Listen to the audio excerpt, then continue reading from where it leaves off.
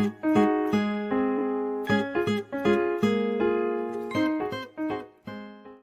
Welcome back to my channel study with Sharvi Singh. आज की इस वीडियो में हम देखने जा रहे हैं चिट्ठियों की अनूठी दुनिया का प्रश्न अभ्यास। तो चलिए शुरू करते हैं।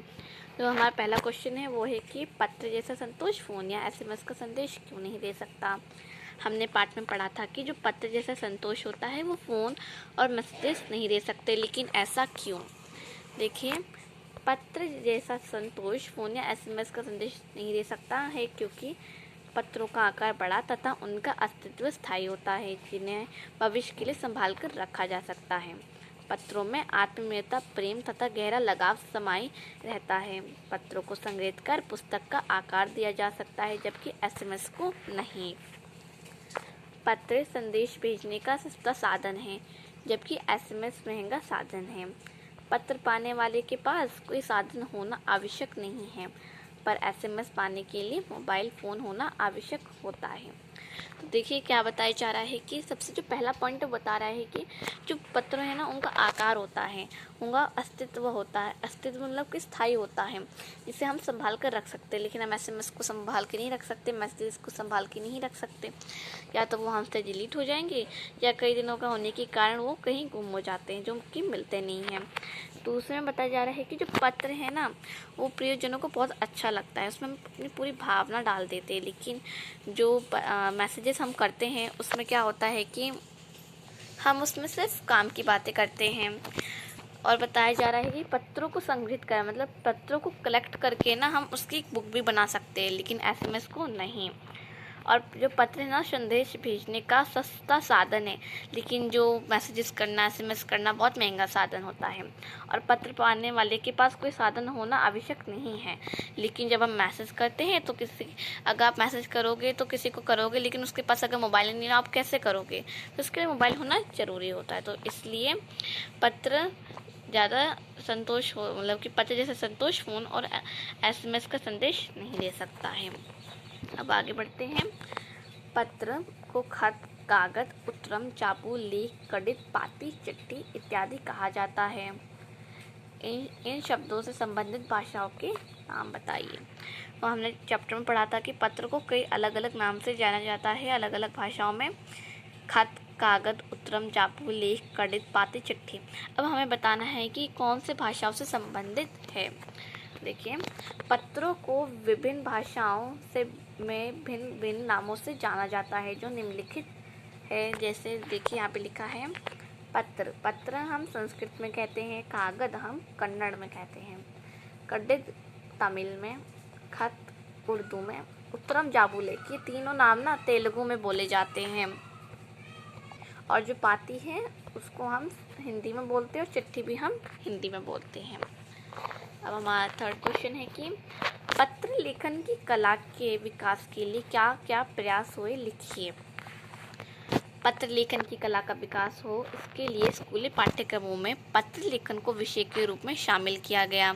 भारत के अलावा अन्य देशों तथा विश्व डाक संघ की ओर से पत्र लेखन को बढ़ावा दिया गया। इसके अलावा विश्व डाक संघ ने 1972 से 16 वर्ष से कम आयु के बच्चों के लिए पत्र लेखन प्रतियोगिताएं आयोजित करने का कार्यक्रम शुरू किया। देखिए क्या बताया जा रहा है कि पत्र लेखन, मतलब कि जब पत्र लिखा जाता तो वो एक कला बन गई थी, और उसके डेवलपमेंट के लिए कि जिससे बच्चों को ज़्यादा से ज़्यादा है उसका विकास हो, उसके लिए सिलेबस में भी पत्रों को जोड़ दिया गया, जिसे हम पत्र लेखन नाम से जानते हैं। और साथ में जो विश्व डाक संघ है ना, उन्होंने ना एक कॉम्पिटिशन रखवाया कि जो 1972 में कि जो भी 16 ईयर्स से कम के जो बच्चे हैं ना, उनके लिए पत्र लेखन प्रतियोगिता होगी, और ये कार्यक्रम आयोजित किया जा रहा है तब से, इसलिए पत्र का जो विकास है वो हो रहा है। अब फोर्थ है कि पत्र धरोहर हो सकते हैं, लेकिन एसएमएस क्यों नहीं। तर्क सहित अपना विचार लिखिए। देखिए, पत्र है ना वो धरोहर हो सकते हैं, लेकिन एसएमएस मैसेज क्यों नहीं हो सकते हैं। देखिए, इसका क्या बोला गया है कि जो पत्र है व्यक्ति की स्वयं की हस्तलिपि में होते हैं, जो कि प्रियजन को अधिक संवेदित करते हैं। हम जितना चाहें उतने पत्रों को धरोहर के रूप में समेट कर रख सकते हैं, जबकि एसएमएस को मोबाइल में सहेज कर रखने की क्षमता ज़्यादा समय तक नहीं होती है। एसएमएस को जल्द ही भुला दिया जाता है, पत्र देश काल समाज को जानने का साधन रहा है। दुनिया के तमाम संग्रहालयों में जानी मानी हस्तियों के पत्रों का अनूठा संकलन भी है। तो क्या बताया जा रहा है कि जो पत्र होता है ना, वो व्यक्ति की हस्तलिपि मतलब उनकी हैंडराइटिंग में लिखा जाता है, जो कि प्रियजनों को बहुत ही अच्छा लगता है पढ़ने में। और हम जितना चाहे उतना पत्र को धरोहर बना सकते हैं, धरोहर के रूप में समेट कर रख सकते हैं।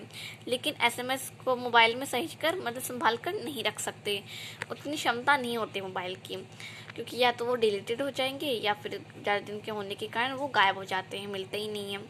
इसलिए हम इन्हें धरोहर नहीं बना सकते। और एसएमएस को हम ना जल्दी भूल जाते हैं, लेकिन जो पत्र होता है ना उसको नहीं। पत्र देश काल समाज को जानने का एक साधन रहा है, और दुनिया के जितने भी लोग हैं ना उनका पत्रों का बहुत ही अनूठा संकलन भी है। अब ये पाठ से आगे का प्रश्न है कि किसी के लिए बिना टिकट सादे लिफाफे पर सही पता लिखकर पत्र बेरंग भेजने पर कौन सी कठिनाई आ सकती है, पता कीजिए। तो बोला जा रहा है कि अगर हम किसी को पत्र भेजें, मतलब कि सादे लिफाफे पे बिना टिकट पे पत्र भेजें और जो कि बेरंग हो, और वो भी उसमें सही एड्रेस भी लिखे और उस व्यक्ति के पास पहुंच भी जाए, लेकिन बिना टिकट के और सादा लिफाफा हो और बेरंग हो, तो जिस व्यक्ति को मिलेगा पत्र उसको क्या क्या कठिनाई आएगी। देखिए, बिना टिकट के सादे लिफाफे पर सही पता लिखकर पत्र बेरंग भेजने पर पत्र को पाने वाले व्यक्ति को टिकट की धनराशि जुर्माने के रूप में देनी होगी।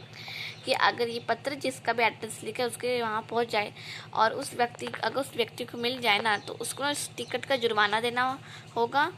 तो ये इस कठिनाई आ सकती है। पिन कोड भी संख्याओं में लिखा गया एक पता है, कैसे? अब हम पिन कोड भी लिखते हैं पत्रों में, लेकिन ये एक पता है, लेकिन ये कैसे हो सकता है? तो सबसे पहले पिन कोड का मतलब होता है, इसका पूरा नाम है पोस्टल इंडेक्स नंबर। ये 6 अंकों का होता है। इसके हर अंक अपने में कुछ ना कुछ छिपाए हुए हैं। इसका पहला अंक राज्य को, अगले 2 अंक उपक्षेत्र को और अंतिम 3 अंक संबंधित डाकघर को सूचित करते हैं। इस आधार पर कह सकते हैं कि पिन कोड संख्याओं के रूप में लिखा गया एक पता होता है। तो बताया जा रहा है कि पिन कोड होता है पोस्टल इंडेक्स नंबर, और ये 6 डिजिट का होता है। और इसमें क्या बताया जाता है, जो पहला होता है ना उसमें राज्य का पता चलता है, पहला जो नंबर होता है, और बाकी के जो 2 होते हैं उनमें उपक्षेत्र का पता चलता है। और जो बाकी के जो 3 डिजिट होते हैं ना वो डाकघर, पोस्ट ऑफिस से रिलेटेड होते हैं। इसलिए पिन कोड भी एक पता है। अबे ऐसा क्यों होता था कि महात्मा गांधी को दुनिया भर से पत्र महात्मा गांधी इंडिया पता लिख कर आते थे? देखिए, जो पत्र था ना महात्मा गांधी को आता, तो वो ना महात्मा गांधी इंडिया नाम से पता लिख कर आता। तो ये बोला कि ऐसा क्यों? देखिए, महात्मा गांधी भारत में ही नहीं विश्व के चर्चित व्यक्ति थे। हालांकि भारत में वे सर्वाधिक लोकप्रिय थे। वे देश में कहाँ होते थे लोगों को पता होता था। वास्तव में वे कहीं भी रहे पत्र उन तक पहुँच दिया जाता था और उन्हें मिल जाता था। वे किसी एक परिवार या स्थान के ना होकर पूरे भारत के प्रतिनिधि थे।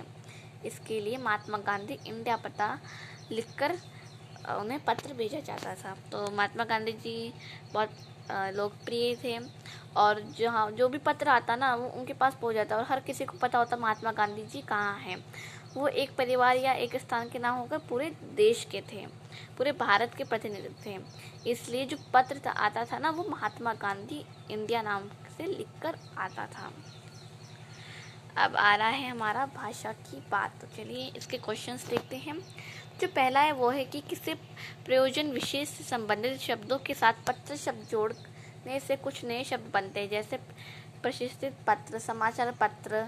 आप भी पत्र के योग से बनने वाले 10 शब्द लिखिए। और देखिए, जैसे हमने देखा कि पत्र के आगे हम जैसे कुछ भी नाम लगा सकते हैं। अगर हम समाचार लगाएंगे इसके आगे तो ये बन जाएगा न्यूज़पेपर। वैसे ही हमें और भी कई सारे करने हैं। तो देखिए हम कैसे कर सकते हैं, जैसे प्रमाण पत्र, संधि पत्र, मान पत्र, प्रेम पत्र, प्रार्थना पत्र, आवेदन पत्र, बधाई पत्र, त्याग पत्र, निमंत्रण पत्र, शिकायती पत्र, मासिक पत्र, 6 मासिक पत्र, कुछ भी हो सकता है।